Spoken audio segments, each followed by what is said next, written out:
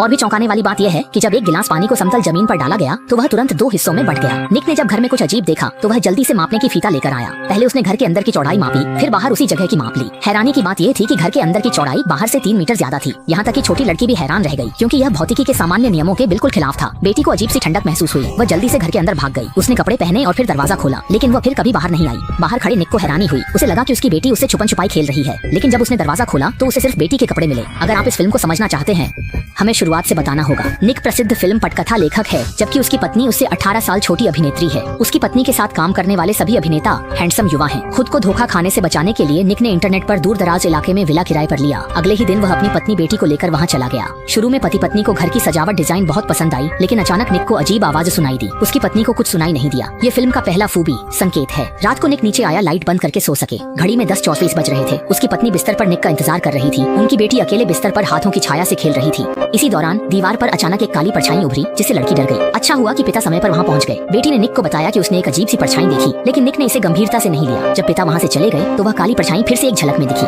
निक घर के हर कमरे की लाइट बंद करता गया, लेकिन जब वह वापस अपने कमरे में लौटा तो देखा कि उसकी पत्नी पहले ही सो चुकी थी। मजबूरी में उसने भी साथ में समय बिताने का विचार छोड़ दिया। हालांकि उसने इस बात पर ध्यान नहीं दिया कि नीचे जाकर लाइट बंद करने में लगभग 5 घंटे बीत चुके थे। अगले दिन सुबह पत्नी और बेटी दोनों जंगल में टहलने गई। बेटी ने अचानक माँ से पूछा कि पड़ोसी लोग पापा को इतना नापसंद क्यों करते हैं। डैमी माँ ने भी कुछ नहीं छुपाया। असल में निक की पहले भी एक शादी हो चुकी थी, लेकिन उसकी पहली पत्नी बाथटब में डूबकर मर गई थी। हालांकि फोरेंसिक रिपोर्ट में इसे एक दुर्घटना बताया गया था, लेकिन पड़ोसी मानते थे कि उसकी मौत निक के हाथों हुई थी।